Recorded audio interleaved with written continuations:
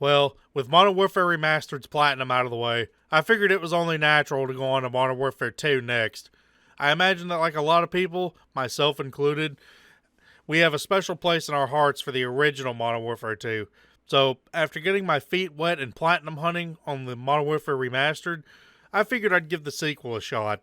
Like the last game, there's 51 trophies that I'm going to be collecting, and I'm going to be approaching this game the same way I did the last one, meaning that not only will I be beating the game on Veteran, but I'll also be attempting to get as many of the miscellaneous trophies as I can manage to minimize the amount of replaying I need later on.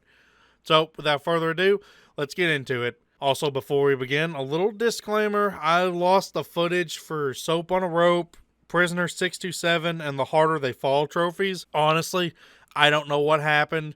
I looked back over everything, and the footage for those trophies is just gone. But I will be pointing out later in the video when those trophies will have popped. So just keep an eye out for that. I'm sorry. I'm still kind of getting into the groove of making these videos. Hopefully, I'm going to try my best to make sure the next video doesn't have this problem. But in any case, without further ado, let's get into it. We start off our Platinum Hunt strong with this opening mission, able to earn a whopping 5 trophies right out the gate. After Sergeant Foley, a severely underrated COD character in my opinion, asked us to show some Christmas noobs how to shoot, I went and got 2 trophies right off the bat called Clown in Training and Precognitive Paranoia. In Training just has us pick up a Barrett 50 cal with 3 bullets in it, and then proceed to put every what the hell is this word? Coulrophobia.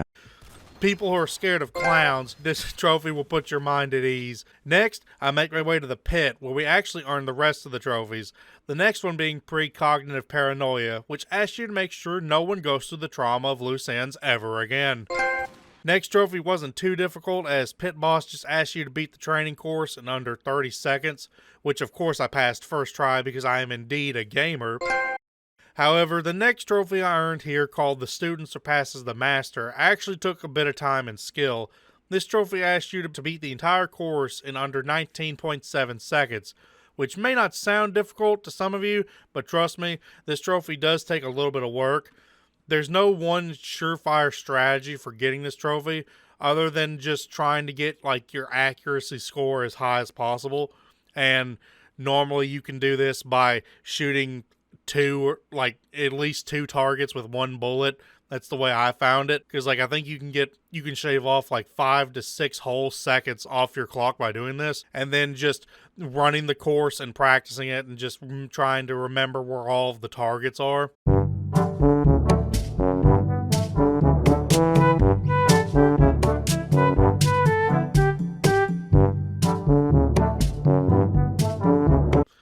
But eventually, I did manage to get it. As you can probably hear in the recording, I was quite excited.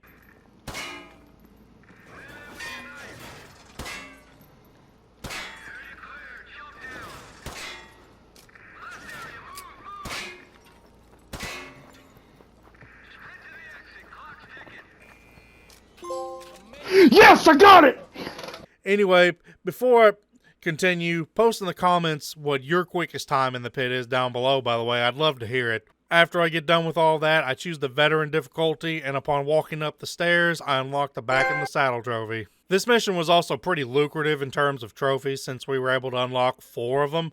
This opening section where you have to defend the bridge is where I got the threesome trophy for killing 3 enemies or more with 1 grenade launcher shot. After getting in our 10 miles to the gallon Humvee and watching a fighter jet perform a magic trick to make a building disappear, we make our way to the city and get ambushed, causing us to have to finish the mission on foot. And god damn it, I didn't even finish up paying off the Humvee yet. We managed to make our way to the school, and I died a few times trying to get through the first big hallway, but after we actually got through it and to the rest of the building, it wasn't so bad. I was actually talking to a friend of mine when I started this trophy grind for this game, and he mentioned something about having to kill an enemy with the impact damage when you throw a grenade. So, I decided since it was the first level of the game, if I didn't get the trophy here, God only knows when I'd be able to get it again. So, near the end of the level, a lot of enemies will run out from an alleyway into the street in front of you. and after noticing one guy crawling on the ground, I knew I had to seize the moment. After that, we complete the level and earn the last 2 trophies, Danger Close and First Day of School. It always surprises me how early this mission is in the game, considering how many people love it so much. You, now playing as Roach and Soap, who's now digivolved to Captain McTavish, infiltrate a snowy Russian military base to recover a downed ACS module. This is the mission we earn the trophy Ghost, where we have to plant the C4 at a fueling station in the base without alerting or killing anyone. Even on Veteran, this wasn't too hard to accomplish, me personally only ever getting caught twice. Hold on. They only found a buddy. They don't know where you are. Target acquired. Take cover, they're on to you. Stay out of sight. You will enter some guard. What? What? How? That's the fueling station. You found it. No kills, no less. Impressive, Roach. After that, I unlocked the No Rest for the Wary trophy for knifing an enemy that didn't even know you were there. After sneaking through the base so well, even Solid Snake would be impressed. Took a scenic route, eh? We recover the ACS module, but Soap gets discovered, so we decide to go to Plan B. You know, there's a Plan B joke in here somewhere, but I'm just not funny enough to make one, so have fun making those down in the comments. Anyways, we fight our way out of the base, and after getting through one of the most epic chase scenes in a game filled with epic chase scenes, we finish the mission and earn the Cold Shoulder and Black Diamond trophies. Well, I don't feel like getting even less demonetized than I already am, so let's just say I earned 2 trophies in this mission, 2 birds with 1 stone, and the real gun game. Well, here we are. I haven't really commented on the difficulty of this game because it wasn't all that bad yet. Compared to the Modern Warfare 1, this actually wasn't too difficult up to this point, but this mission is when the difficulty spikes into the atmosphere. After Soap and Ghost have a very pleasant conversation that definitely doesn't involve torture, you have to fight your way through basically favela to track down another target. And I mean fight your way through it, because there are so many places that enemies can shoot you from that it's absurd.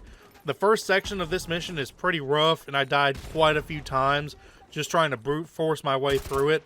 But the second section, wow, where you have to climb up the stairs and through the alleyways, this section just fucking sucks. There are some insane head glitch like spots the enemies can shoot you from. There's like 3 or 4 different roofs they can shoot you from, and you combine all of this with being able to die quicker than you can blink. Oh, fuck yeah! This is the shit! Kill me now! All of this combines together and will really test your patience. But I pushed through and managed to complete the level, earning me the Tag 'em and Bag 'em trophy. With the Russian invasion of the US underway, we pick up with everyone's favorite errand boy, Ramirez. Seriously though, this poor dude has to do everything. Still, I managed to grab the Desperado trophy after escaping the enemy BTR, which asks you to kill 5 enemies in a row with 5 different weapons or attachments. This sounds a lot more difficult than it actually is though, because all you do is you get a kill with the 2 weapons you start the mission with, then you pick up 2 different ones, get 1 kill with each, and then you just have to pick up a 5th one and get a kill with it. But it does say in a row, so make sure you don't accidentally kill more than 1 enemy at a time, otherwise I think it like resets the counter. I figured this mission would be the best one to get this trophy in because all the different weapons the level gives you. But even then, I was kind of surprised that I got it as early on as I did, but I take my wins where I can get them. The next trophy, Some Like It Hot, where all you gotta do is game in 6 enemies with thermal weapons. This was pretty easy once you get to the part where you gotta defend like the first restaurant from the roof. They give you a thermal EBR, I think is what it's called. And it's pretty easy just to get six kills with it.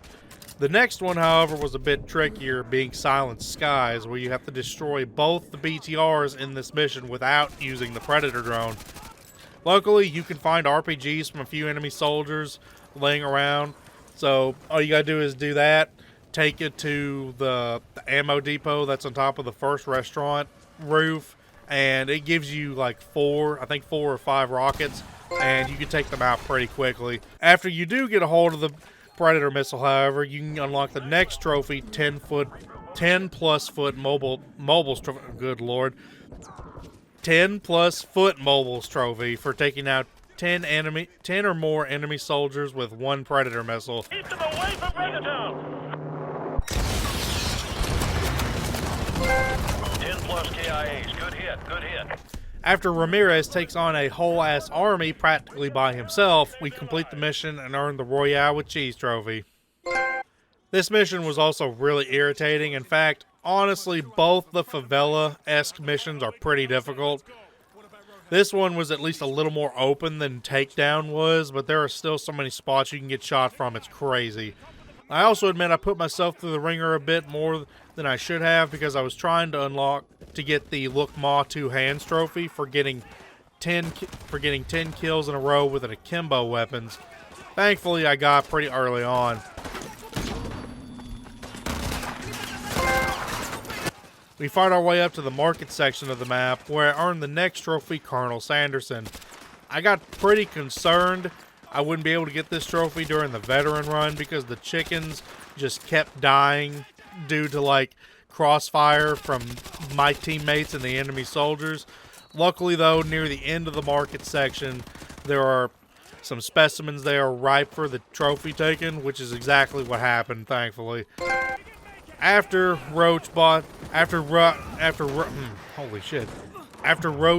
up a jump, we're forced to run for our lives to the evac chopper, just narrowly making a jump I don't think anyone in real life could ever actually make, earning us the Turistas trophy. This mission sees us escort our own big bad armored vehicle throughout the level, even giving us the ability to point a laser pointer and command it to take out enemy soldiers, which actually works towards the target confirmed trophy, where you have to get Honey Badger, the armored vehicle we're escorting, to take down 80 of them. This isn't too difficult if you're constantly using the laser pointer throughout the level. Also, it's right here near the start of the level, near the apartment buildings, that some helicopters will fly in and try to drop off enemy soldiers. I lost the footage of it, but I managed to get the Harder They Fall trophy here for taking down 2 enemy soldiers while they're rappelling down before they hit the ground. After the Homeowners Association asked us to perform a few pretty aggressive house inspections and take out some World War II-ass anti-air guns, we then are ordered to extract a high-valued individual close by. We get to his Hey, what the fuck are you doing in that fridge? We find the guy in a less than optimal state, but hey, at least we earned the Red Dawn trophy. This level was pretty fun. I'm a big stealth fan, so anytime COD does a mission like this, I'm gonna love it. After a submarine ride that I probably would not be able to do, I don't have thalassophobia myself, but I will say I get it. We infiltrate a Russian oil rig to breach and save some hostages. The second time we breach a room, I managed to grab the Knock Knock trophy, where you have to take down 4 enemy soldiers with 4 bullets when you breach a room. This trophy in itself isn't actually too difficult, but you gotta watch that trigger finger to make sure you don't shoot an extra time when you didn't need to, and obviously make sure you go for the head. The next trophy was a bit of a conundrum to get because it asked you to destroy an enemy helicopter on the level with nothing but frag grenades. Not only does that mean you need to hit a helicopter with a grenade, on veteran no less, but at least on veteran you have to hit it twice. I say that to say you actually can make this trophy a cakewalk. Once the helicopter spawns in, run back away from all the fighting to this area, and the helicopter follows you, and then it'll just sit there and let you destroy it for free pretty much.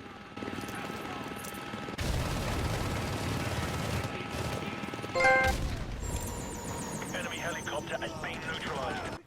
After that, I managed to grab another piece of intel that earned me the Road Less Traveled trophy for getting half of the intels. And the end of the level has us do one last breach and clear, where the entire inside of the room has explosive barrels rigged with C4 that if you're not careful when you're shooting, the results will be quite explosive. That being said, I took care of it no problem and completed the level, getting ready with Soap to go break out Prisoner 627. Picking up from the last, literally picking up from the last mission, we storm a medieval Russian castle turned gulag to rescue prisoner 627, who Makarov apparently hates more than anyone else. The entire opening bit where you assault the castle with the helicopters and jets is just so cool. I love it every time I see it. We land and make our way down into the prison where we get trapped in an armory surrounded by a bunch of enemy soldiers trying to unalive us. But thankfully, thanks to the always fun riot shield, we managed to get through this section pretty unscathed, and I even earned the unnecessary roughness trophy for beating someone to death with the riot shield, so that was nice. We fight our way down deeper into the dungeon of the castle, all the while the Navy is trying to turn the castle into a pile of rocks, until we eventually breach into where prisoner 627 is being held. And it is here we find out prisoner 627 is none other than everyone's favorite English grandpa, Price. And we make our escape right here, being where both the soap on the rope and prisoner 627 trophies would have popped if I hadn't lost the footage. Again, I'm sorry for being a quirked up white boy. It won't happen again. Next, we get back with Ramirez and his bitches as they fight their way through the Russian invasion of DC. Eventually, we get to one room that overlooks the Washington Monument, where we're tasked with using javelins to destroy enemy vehicles to buy time for the evacuation.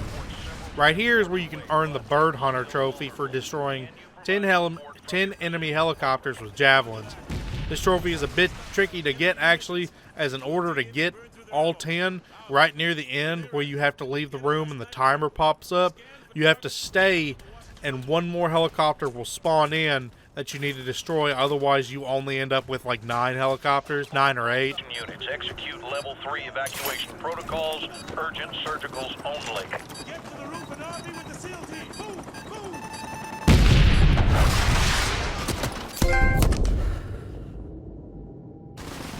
After that, we go for the worst helicopter ride I think I've ever seen, crashing down and having to make one last stand against the Russians. Across the world, we follow Soap, Price, and the rest of 141 as they infiltrate a Russian base to secure a nuclear submarine.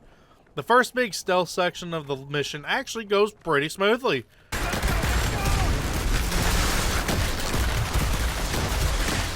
The first trophy we earned on this mission is called Angel Savior, where you can't let your Predator drone be destroyed during the mission. Now, normally the drone does get destroyed, but I'll be honest, I don't know why you can earn this trophy this way, but if you slide down the hill before Price does, it doesn't destroy the Predator drone for some reason.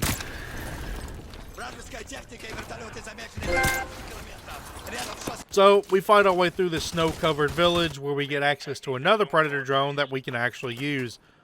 I always use it to take out the helicopter first. What do you use it for? Let me know in the comments. The timer on this mission seems a lot scarier than it actually is, but as long as you're using the Predator drone every chance you get, and make sure you're constantly moving up in some way, shape, or form, despite the veteran difficulty, it actually won't be too bad.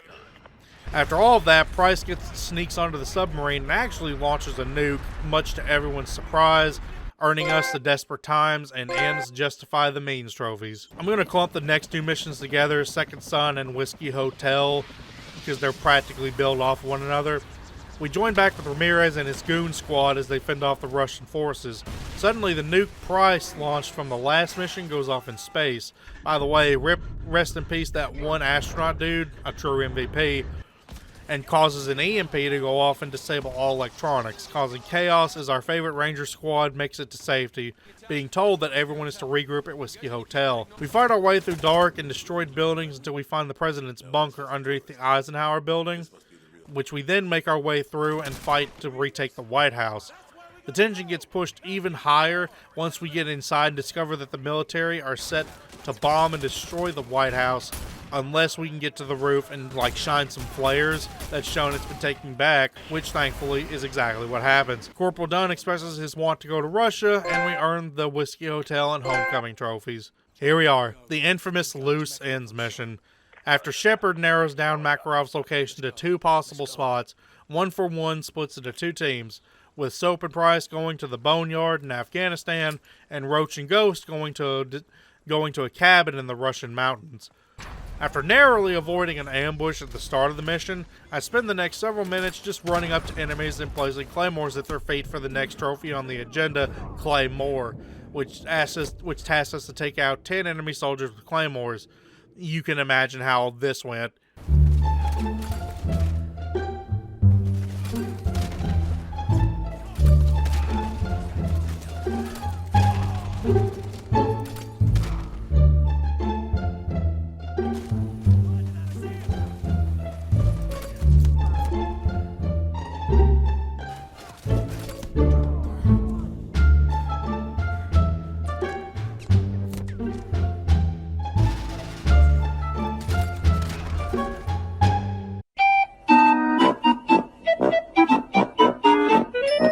Eventually, I figured I'd wait and use them at the house like the game intends you to, so we fight our way to the house, breaching several doors along the way. While we don't find Makarov, we do start downloading his search history, which apparently is massive because this download takes forever. Luckily, we pop the Claymore trophy along the way, so the pain subsides. For now. After an eternity of waiting, we grab the thing and proceed to make our way down the hill. This run down the hill, by the way, is brutal on veteran difficulty because I'm convinced it's complete RNG whether or not the enemies behind you will laser you or not. There were times I got maybe 3 steps out the door and got gunned down, while others I got halfway down the hill and then the game decides it's time for me to die. Either way, when you get halfway down and the big bunch of enemy soldiers spawn in, I just use all of my flashbangs like in a row and just walked right past them until the cutscene happens. Shepard shows up and instantly becomes everyone's most hated COD villain. The DSL. We got it, sir. Good. That's one less loose end.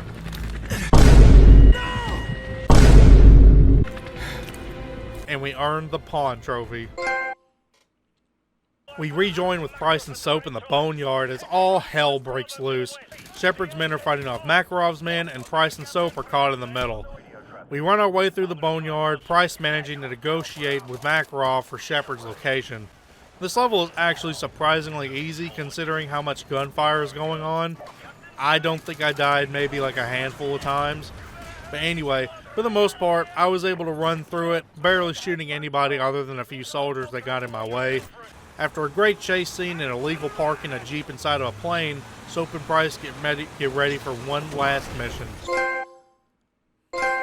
Side note real quick, I do really like how this mission kind of starts off the same way as all Gillied Up did back in the first game. It's kind of a nice callback. Soap and Price sneak their way into and through a cave network to try and find Shepard, until eventually, like every other Call of Duty stealth mission, a large gunfight erupts and forces them to go loud. We fight our way through the cave system until we breach through a door with tons of explosive barrels laced with C4 on the other... I'm getting deja vu for some reason. Anyway, after unlocking the exit door, the barrels explode, causing the cave behind us to collapse. And Shepard even calls in a drone strike on us despite literally taking out his own men in the attempt. But after dealing with the last few remains of Shepard's men, we learn he's attempting to escape through a river system in the caves. So we commandeer a boat and give one last chase. And yeah, this boat section fucking sucks on veteran. The enemies feel like they're on a pendulum scale, whether they're actually like laser accurate and kill you instantly, or they can't hit you at all. And this led to quite a few frustrating deaths. But I persevered and almost managed to catch Shepard before he boards a helicopter that Price, being the badass that he is, shoots it down as we go over the edge of a waterfall that I'm still kind of 50-50 on whether or not you actually could survive or not. After being knocked out for a bit, Soap wakes up and chooses violence as he pursues Shepard, the latter getting the upper hand on him and shoving a knife somewhere I definitely think it's not supposed to be. Side note, while I do like how we do eventually deal with Shepard, I think it's cool, but we do see Shepard load 2 bullets into the cylinder of his Magnum. No shortage of patriots.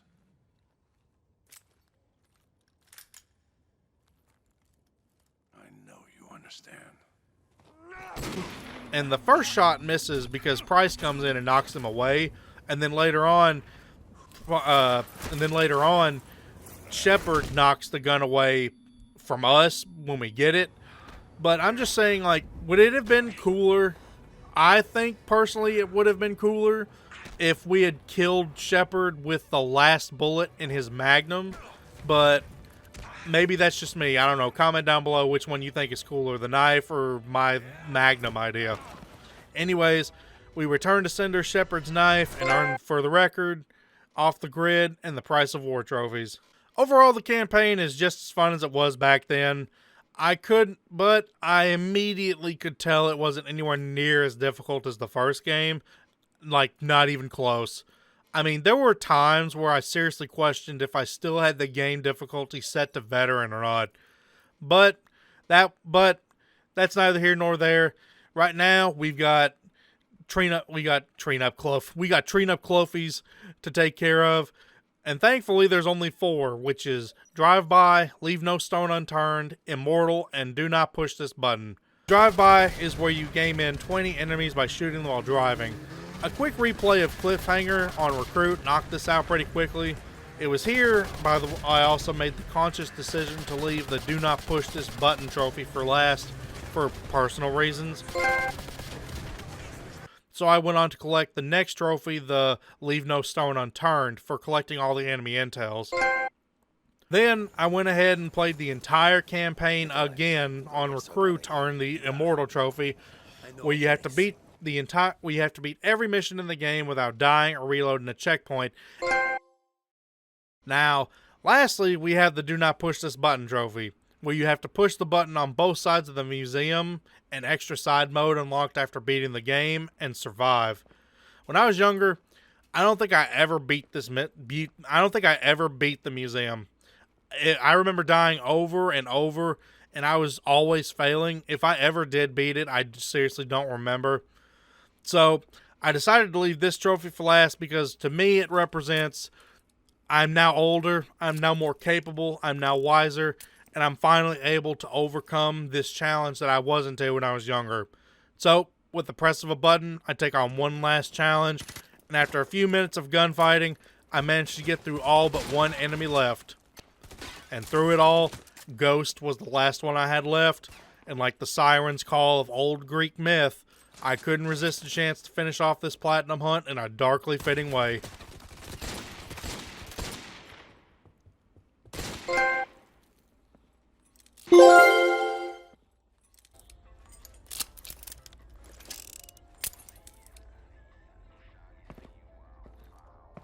I think I'm going to start doing a thing now where like at the end of the video, I like kind of talk for a second about how I feel it was, like my thoughts on getting the platinum trophy.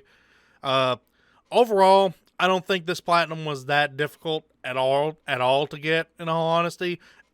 That's mainly because I don't think the campaign as a whole on veteran is more difficult. I think it's less difficult than the first game by a mile. There was a handful of missions in the first game where like I was pulling my hair out at how difficult it was. And in this game, Modern Warfare 2, it didn't seem that difficult. So like I don't know if that, to me personally, I guess it doesn't like lower the impact of getting the platinum trophy. It doesn't lower the joy of getting it, but I will admit I definitely didn't get like as jubilated or as happy as I did when I got Modern Warfare 1 Remastered's platinum, and that's probably because of the difficulty and everything. But overall, it's still a great game. I am very disappointed they didn't go ahead and just remaster Spec Ops with it as well. I get why they didn't do multiplayer, but like, why not Spec Ops? Like, why? It also probably would have made the trophy grind a little more fun because you could add in like the star trophies like the original Modern Warfare 2 had for getting all 3 stars on every mission. But that's neither here nor there. With the game we got now, it was fun. I thoroughly enjoyed it. Not for full price. If you can get this game for like 20 bucks, I'd say it's definitely worth a steal. But that being said, I'm going to give it, I think I gave the last game like an 8 out of 10. I'm going to give this one like a 7. Yeah, I think yeah, my gut is telling me 7. A 7 out of 10. It kind of loses the whole point because funnily enough, because it just wasn't as ball-bustingly difficult as the first game was in some instances. So, with the 7 out of 10 out of the way, it's still a fun game. Still definitely grab it for like $10-20. Anyways, thank you guys for accompanying me on this mission. Thank you for following me on this platinum journey. I'll see you in the next one. Take care.